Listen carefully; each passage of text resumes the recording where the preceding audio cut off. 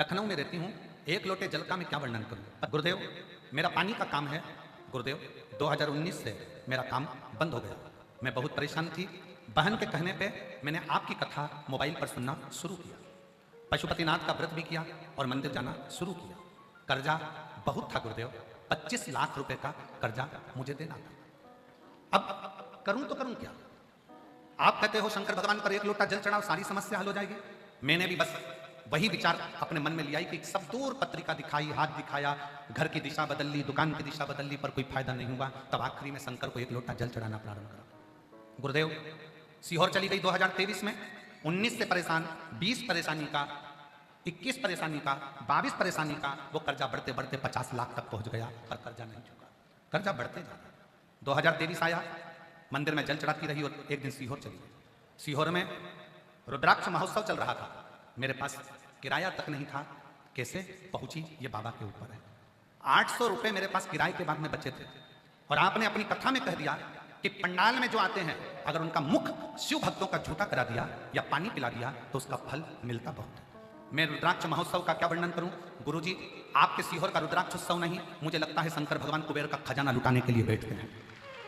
वो रुद्राक्ष उत्सव नहीं है, उसमें भगवान शंकर कुबेर का खजाना लुटाते हैं। मेरे पास में 800 रुपए बचे। मैंने 800 रुपए में से 300 रुपए का पानी पहले दिन खरीदा, 200 का पानी दूसरे दिन खरीदा, फिर 300 रुपए का पानी खरीदा। ऐसे 800 रुपए का पानी मैंने 3 दिन में शिव भक्तों को उस कथा के पंडाल में पिला दिया।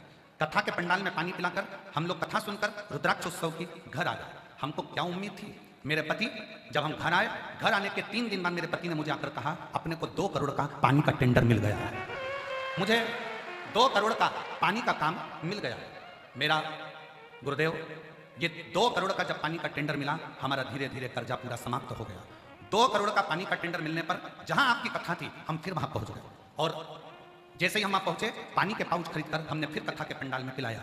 घर आए, घर आने के बाद 2024 में वापिस पानी का 3 करोड़ का टेंडर प्राप्त हो गया। मैं बाबा को यहाँ पर धन्यवाद देने के लिए आई हूँ और सतुआ बाबा को मैं दंडवत प्रणाम करती हूँ। उन्होंने हमें प्रयागराज में यह कथा श्रवण कराई है। बहुत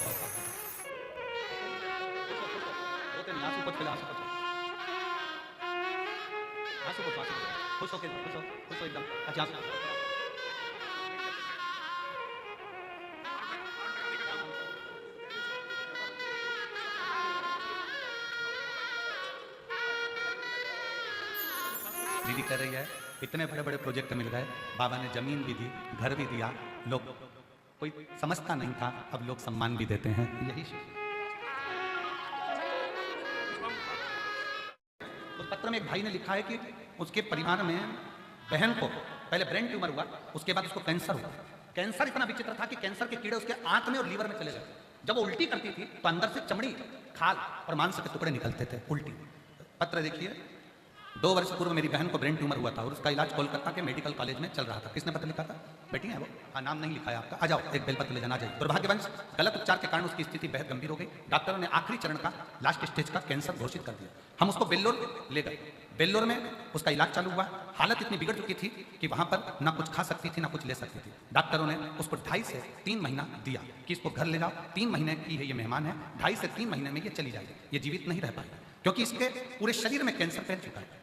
कीमोथेरेपी कराई, सब कुछ कराया, फिर भी उसके पेट से जब वो उल्टी करती थी तो चमड़े के छोटे छोटे टुकड़े निकलते थे। डॉक्टरों से पूछा गया ये क्या हो रहा है, तो डॉक्टरों ने कहा इसकी लीवर, किडनी सब डैमेज हो चुकी है, अंदर कैंसर के कीड़े बहुत सारा शरीर खा चुके हैं, ये बचेगी नहीं, ज्यादा से ज्यादा 2 महीना 1.5 महीना की मेहमान है, इसको ले जाओ। हम उसको कैसे लेकर आते? हम डॉक्टर से कहे जितना समय निकाल सके हॉस्पिटल में तुम देखो, हम पैसा लगाएंगे। हमने उसको बेल्लोर के हॉस्पिटल में रखा। तभी मेरे को उसी बेल्लोर के हॉस्पिटल में एक बहन मिली और उस बहन ने कहा, वो सीहोर वाला महाराज कथा कहता है, कभी इसके शरीर के पास में वो टीवी में या मोबाइल में कथा चला। हमने उसके शरीर के पास कथा चलाना प्रारंभ करा। उसमें आपने बताया कि शंकर पे चढ़ा हुआ जल और बेलपत्र औषधि का काम करती है। हमने उसको मंदिर में जाकर जल चढ़ाकर वही जल उसको नलियों के माध्यम से देना प्रारंभ करा।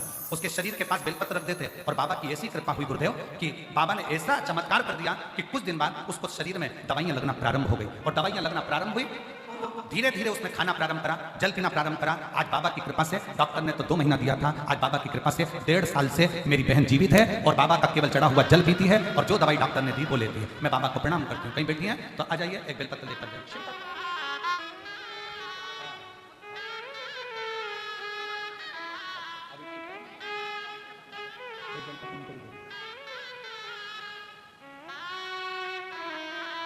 लोग कोलकाता से आए हैं। इन्हीं की बहन को कैंसर हुआ था। डॉक्टर ने 1 महीने का समय दिया था और बाबा की कृपा से अब 1.5 साल से शिव जी पे खुद जल चढ़ा रही हैं, खुद पी रही हैं।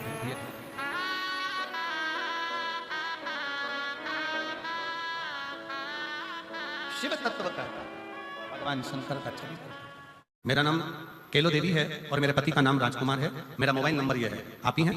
आ जाओ, आ जाइए। मेरा गांव कर सिंधु जिंद हरियाणा के निवासी हूँ।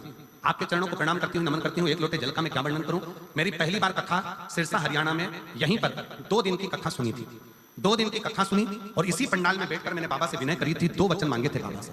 बाबा, पहला, मेरा लड़का ठीक से बोल नहीं पाता, उसके शब्द नहीं निकल पाते, और दूसरा, मेरा लड़का जेईई की तैयारी कर रहा है और कई साल हो गए पर उसका सिलेक्शन नहीं हो रहा। बस ये 2 वर मांगकर 2 दिन की कथा सुनकर इसी पंडाल से चली गई। गुरुदेव, हमको नहीं मालूम था कि बाबा पंडाल में बैठकर मांगने वाले को इतना जल्दी दे देता है। बाबा बाबा है गुरुदेव। मेरे लड़के ने मुझसे कहा, माँ क्या सही में मेरी आवाज ठीक हो सकती है? क्या मैं पूरा बोल सकता हूँ? क्या मेरी आवाज पूर्ण हो जाएगी? क्या मैं सही सबके जैसा बोल पाऊंगा? तब मैंने अपने लड़के को कावड़ भरने के लिए सीहोर भेज दिया। कावड़ भरकर आया सीहोर की, और वहां से आने के बाद रुद्राक्ष लेकर आया। रुद्राक्ष लाने के बाद मेरे बेटे की आवाज 90% आवाज पूरी ठीक हो गई। जैसे ही कावड़ भरकर आया और रुद्राक्ष लेकर आया, 90% आवाज ठीक हो गई। और बाबा की ऐसी कृपा हुई कि मेरे बेटे का जो दूसरा वर मांगा था जेई में सिलेक्शन, आज मेरे बेटे का 99.14 के प्रतिशत से मेरे बेटे का जेई माइंस में रिजल्ट आ गया है और मेरा बेटा आज सरकारी कॉलेज में पढ़ रहा है। मैं बाबा को धन्यवाद देने के लिए